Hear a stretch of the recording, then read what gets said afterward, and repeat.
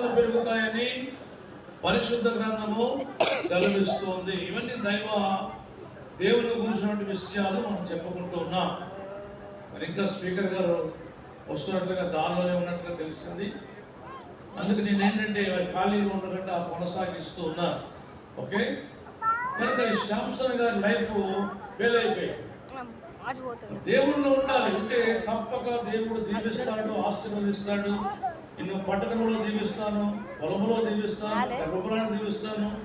All blessings నీ మీదకి వచ్చి అవన్నీ నీకు ప్రాప్తిస్తాయి అని ద్వితీయోపదేశ కాండం 28వ అధ్యాయంలో దేవుడు చక్కటి మాటలు సెలవిచ్చారు. అవును, ఈ ఆశీర్వాదాన్ని మనం పొందుకోవాలి, ఈ దీవులన్నీ కూడా మనం పొందుకోవాలి. ఆ దేవునికి స్తోత్రాలు కలుగును గాక. ఈ ఆశీర్వాదాలు, ఈ దీవెనలు సమృద్ధిగా దేవుడు శరణ్య, శ్యామ్ కుమార్ గారులకు ఇరువురికి దేవుడు సమృద్ధిగా దీవెన ఆశీర్వాదాలు దయచేయను గాక. ఆమె ప్రార్థన చేసుకుందాం. నూతన దంపతుల కోసం మధ్యలో ఉన్న బిషప్ గారు ప్రార్థన చేస్తారు.